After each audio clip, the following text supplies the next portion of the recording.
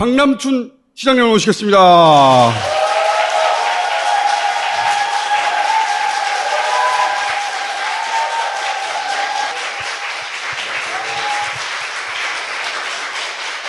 자, 오랜만에 뵙는데 여기 박수 시간이 있습니다.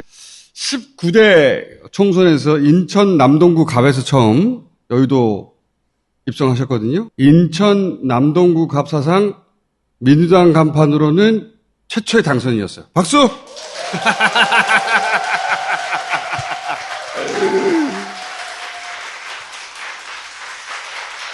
자, 그리고 20대 때 연속 당선되셨지. 또 박수! 자, 노무현 대통령이 퇴임할 즈음에 지지율이 10%대였어요. 나는 친노가 아니라 뼈까지 친노, 뼈노다 라고 선언하셨던 분이에요. 박수!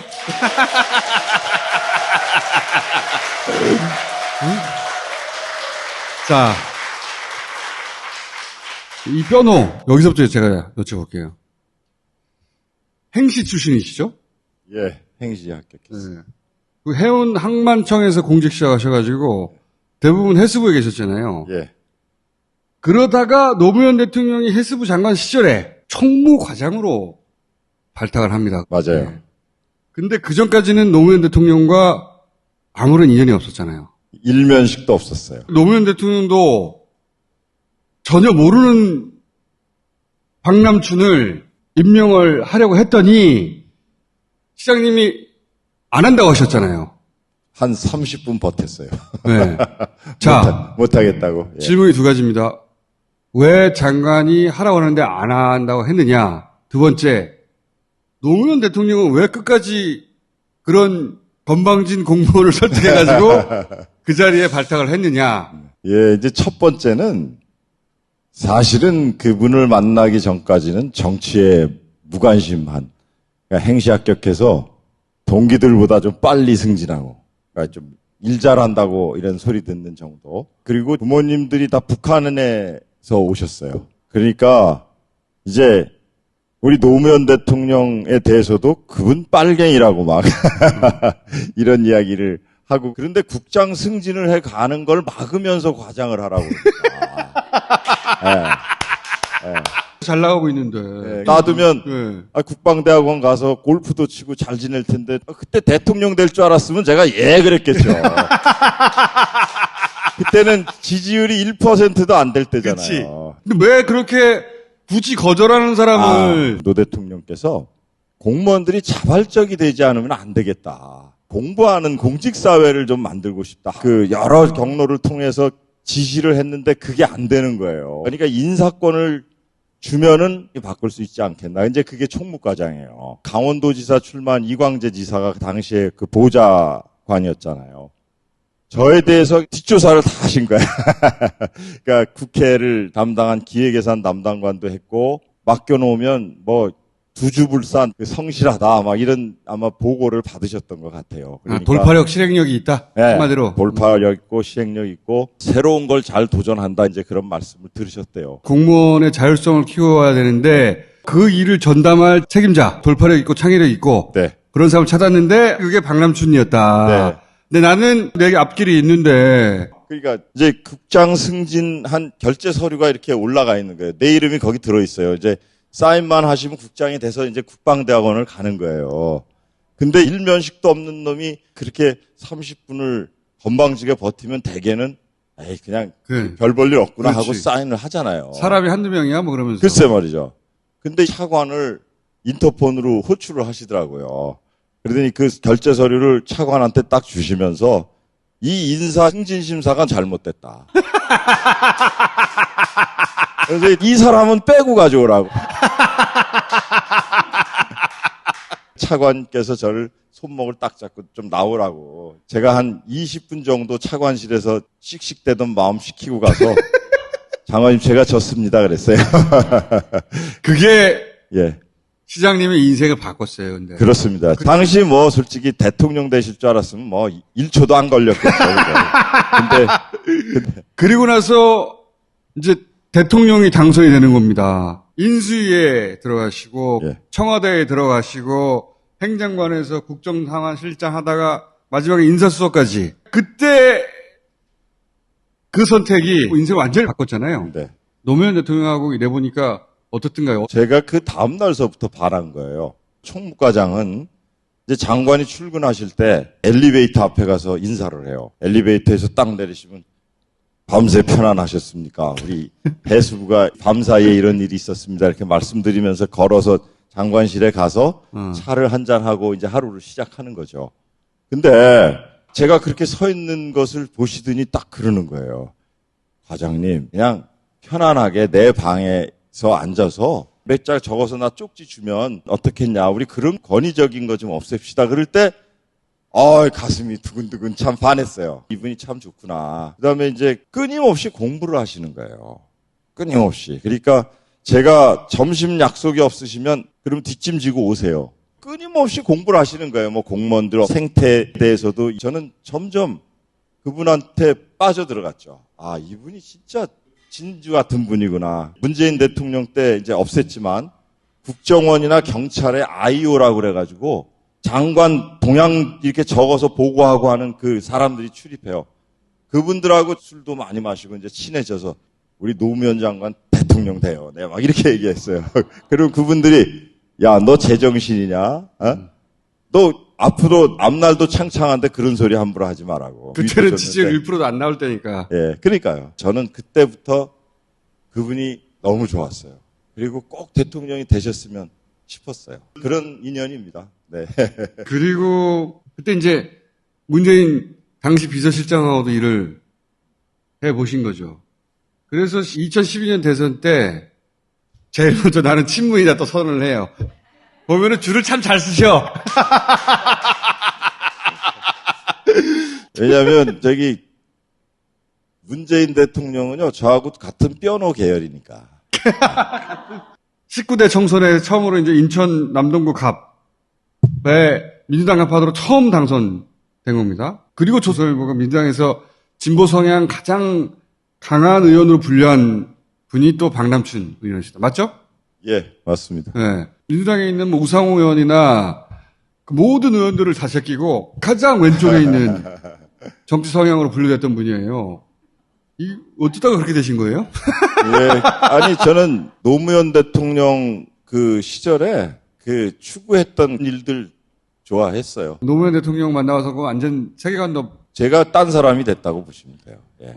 새로 태어나신 거구나. 예. 자치단체장 출신으로 최초의 노무현 재단 이사도 그리고 2018년에 유정복 전 시장을 57대 35인가요? 압도적으로 이기고 당선이 됐어요. 그런데 지방선거 직후에 첫 번째 시도지사 직무수행 평가 전국에서 꼴찌 두 번째를 하셨어요. 꼴찌가 이재명. 그리고 두 번째 조사에서는 이재명조차 채칩니다. 원래 인천이 역대 시장들이 다 꼴찌예요. 저만 꼴찌한 게 아니라 그래서 사실은 저도 가슴앓이를 많이 하는데 최근에 근데 또 1등 했잖아요. 최근에 보니까 공약 이행도 최우수, 재정 확보율 전국 1위.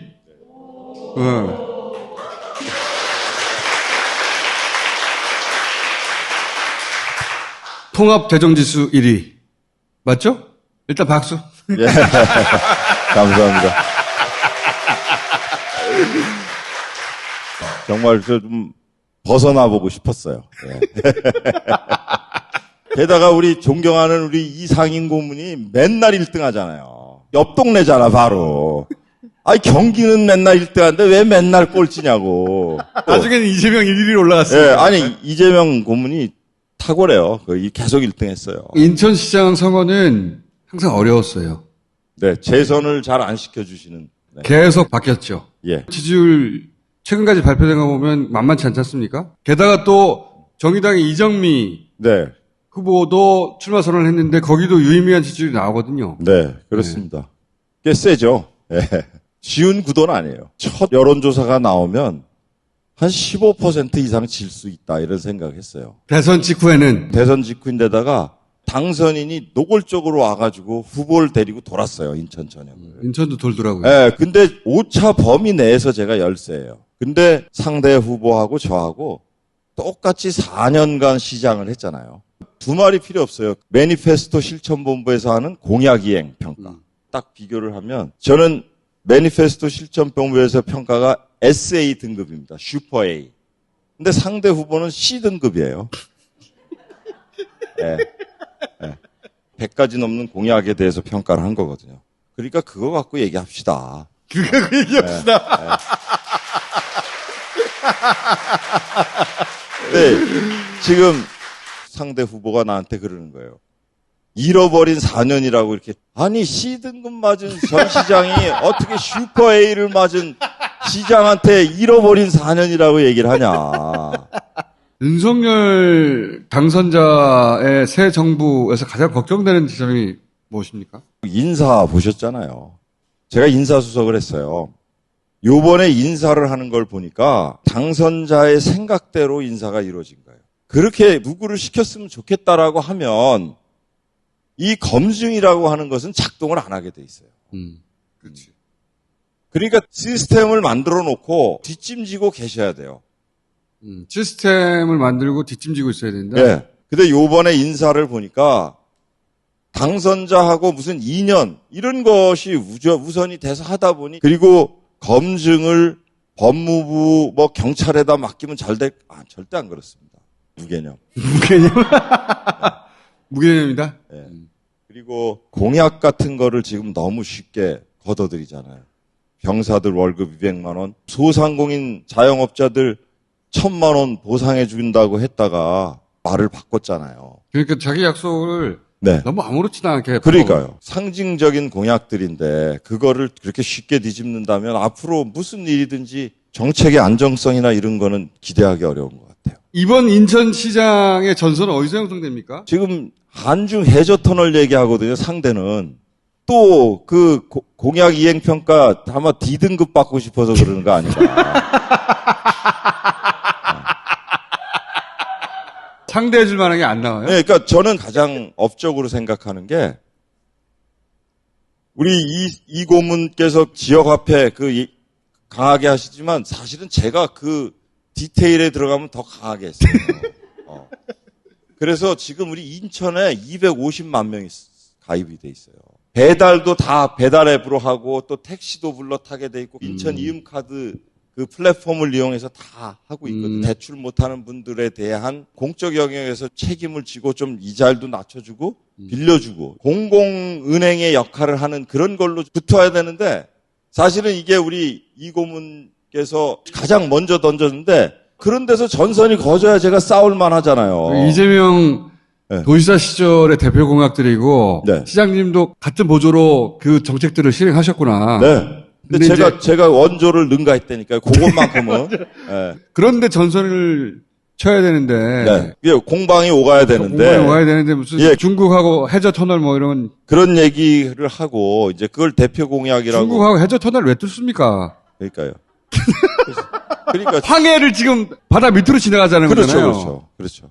상대가 저를 입만 열면 디스를 하는 거예요. 그러니까 제가 다스베이다 우리 시청하시는 분들한테 미리미리 좀 말 좀 드려놓는 거예요.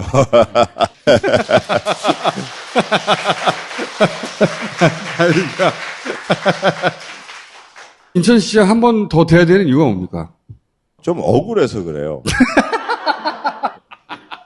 이게 4년 동안 제가 이 양복 입은 날보다 민방위복 입은 날이 훨씬 많아요. 코로나 2년 3개월. 게다가 제 잘못이지만 제일 큰 거는 앞시장들 잘못도 있는 거예요. 수돗물 적수 사태. 그것도 왜 저 때 터집니까, 그게. 그러니까 그때도 민방위복 입었죠. 게다가 이 인천이 비교적 태풍에서 안전한 도시예요. 근데 제가 재임할 때 2개 나왔어요, 그런 게. 그러니까 4년 동안 그런 재난을 겪었죠. 그 다음에 앞시장들이 표 될 거, 이런 거는 잽싸게 자기들이 했어요. 골치 아픈 거 있잖아요. 이건 뒤로 다 밀어놨어요. 저한테.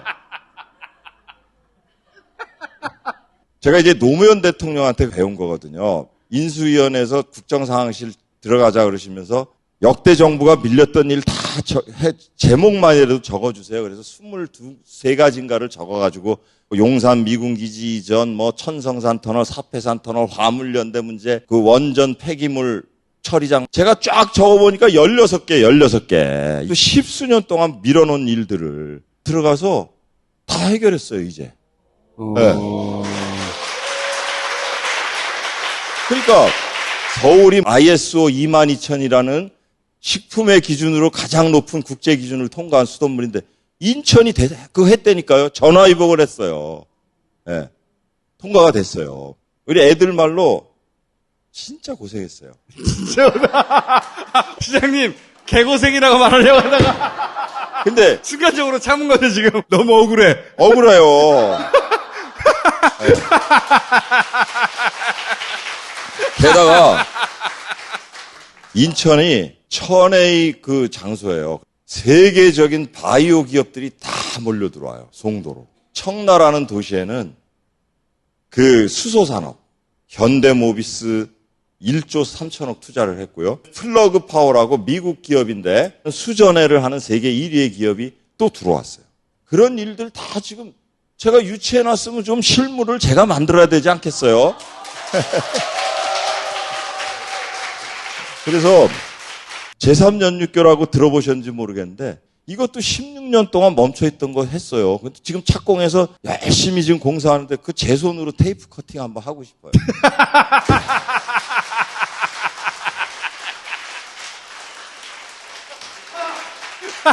제가 예? 예. 이런 거 놔두고 떨어져 보세요. 다 해놓고 남 좋은 일만 시키고 말해요.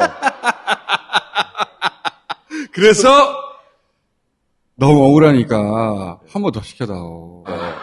남의 뒤치다거리만 하고 끝낼 수는 없지 않느냐. 그렇습니다. 너무 억울하다. 네. 맞아요. 이 2천억을 인천에 가보시면 배달이라고 들어보셨을지 모르겠어요. 그 400몇 메타를 못 내고 이제 이 2천억짜리 투자가 빛을 제대로 보지를 못하는 거예요. 근데 우리 공직자 한 사람이 반대하는 주민들 사이로 들어가서 하숙을 자원했어요. 들어가서 16년 동안 막혀있는 그 문제를 주민한테 혼돈하고 이러면서 설득을 해냈어요. 그래가지고 지금 그것도 공사 들어가 있거든요. 네. 아니, 아까워서 어떡해요. 아까워서 네. 진짜. 자, 내가 너무 억울해서 떨어질 수가 없다. 예. 그런 호소 한번 하고 마무리해 주세요. 예. 저는 정치적 스승이 노무현 대통령이세요. 제가 아마 그분이 돌아가시지 않았으면 정치에 뛰어들지 않았을 겁니다. 예. 근데 돌아가시는 바람에 한 번도 저희 당이 이겨보지 못했던 6번 전패를 했던 지역구를 택해서 갔어요. 거기에 가서 이겨냈고, 그리고 저는 대통령께서 말씀하셨던 그 한마디 말씀, 좋은 정치가가 되려면 다음 선거를 보지 말고 미래를 보고 일해라. 그러면 처음엔 억울하고 힘든 것 같지만 견뎌낼 수 있을 거다라. 그래서 표가 안 되는 일, 난제를 해결했습니다 하는 그런 생각을 갖고 지금 일을 해왔고, 아까 제가 우스갯소리로 억울해서 꼭 한 번 더 해야 되겠습니다 이렇게 말씀드렸지만 제가 시작을 했기 때문에 내용도 제가 제일 잘 알잖아요. 그래서 시작한 박남춘이 완성도 할 수 있게 좀 도와주십시오 이런 얘기 드리고 싶습니다. 예. 자, 시장님, 이제 지지율 조사 쭉 보시다가, 이거 급하다 싶으면, 막판에 또 한번 연락 주세요. 예. 예. 감사합니다. 오늘 여기까지 하겠습니다. 감사합니다. 예. 고맙습니다. 감사합니다.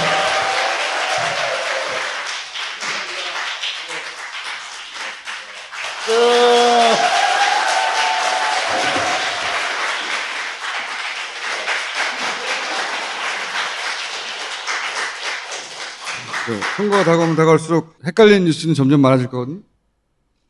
헷갈릴 때는 다스베이다. 정신적 업그레이드가 필요할 때는 월말 김어준. 꽃은 여론조사 꽃에서. 여기까지 하겠습니다.